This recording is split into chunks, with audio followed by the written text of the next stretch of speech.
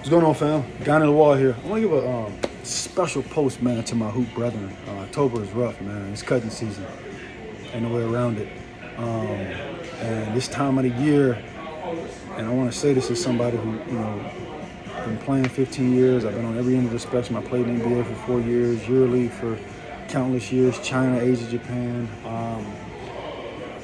This part of the year is very tough. But to my hoop brethren playing professional, I need you to hear me and hear me well, right? So I'm going to try to hit all spectrums if I can.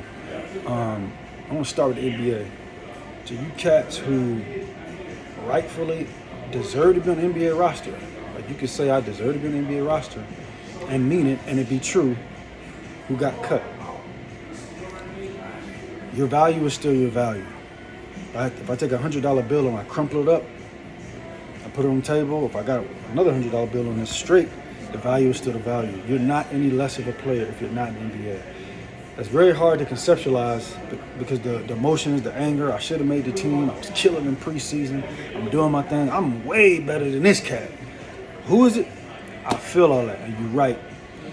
But you gotta put the journey and the spiritual into it too, simply by understanding your path is your path. So your value as a player is not changed because this team cut you. Also remember, you may be a guy that should have made the roster, but it may be something totally different. I've learned it's about 5% basketball, 95% other stuff. A coach could like you, but his hands may be tied. The GM want to do something. He got a new job, new position. He really wants to make his imprint. Ownership could really like you, but they want to cut costs. They want to keep roster spots open to go after that free agent who they're probably not going to get. It's so many things that have nothing to do with you.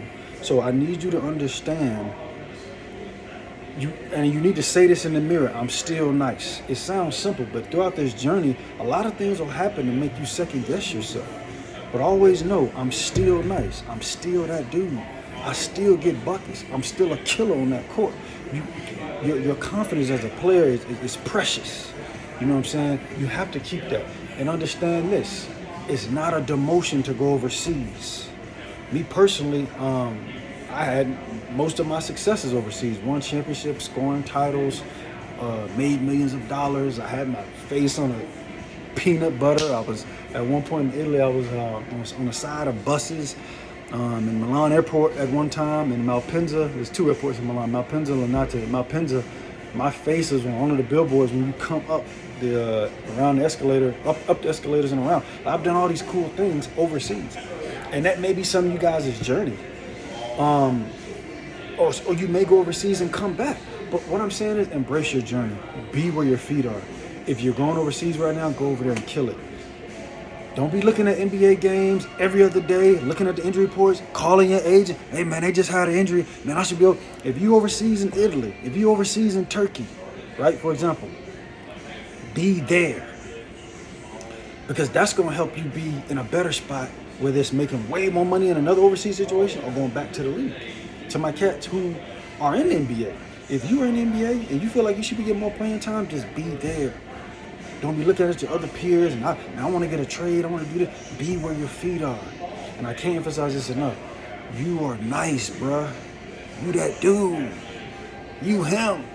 Never lose that confidence, regardless of getting cut or you're not on a team or you're going overseas and you feel like I deserve to be in the league. And those things are valid. But never lose sight of your value and never lose sight of the big picture. At the end of the day, it's going to be about the relationships you've made, the money you've saved, and the experiences you've had. You won't be thinking about NBA, overseas, this, that, and I'm telling you, this career goes fast. So to my brothers who may have got cut or maybe you're not getting the time you want or you're going overseas right now, you're trying to figure out, do I want to do the G League? Do I want to do whatever you decide to do? Just do it with a spirit of, I'm nice. Believe in yourself. Know that the journey and everything that's crafted and molding for your career is going to work to your good. You'll be surprised that just staying open-minded, how things will just work for your good. And lastly, especially to my cats overseas, I got to emphasize this. You need to always, this is a life nugget. You need to always go where you're celebrated and appreciated, not tolerated.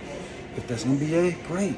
If it's overseas, stay. There are countless examples. One of my vets, Keith Langford. I mean, he's probably one of the most decorated, most successful, talented guys to play overseas. Easily could have been an NBA guy. Kyle Hines is another one. Stephon Marbury and what he was able to build in China. My man got a statue. And he was in the NBA making 20, 30 million a year, but he wasn't happy. He didn't feel valued, and there was a lot of other stuff that happened. But what I'm saying is, whatever's your path is your path. I'm not saying one way or another. I'm not saying don't have aspirations to be in the league. I'm not saying that's not for you. I'm saying keep an open mind. If you nice when it comes to this basketball, you nice, bro.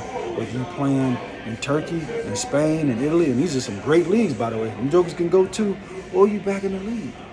But remember, you nice and go where you appreciate it, celebrate it, not tolerate it. Enjoy the journey. Enjoy the journey. I love you.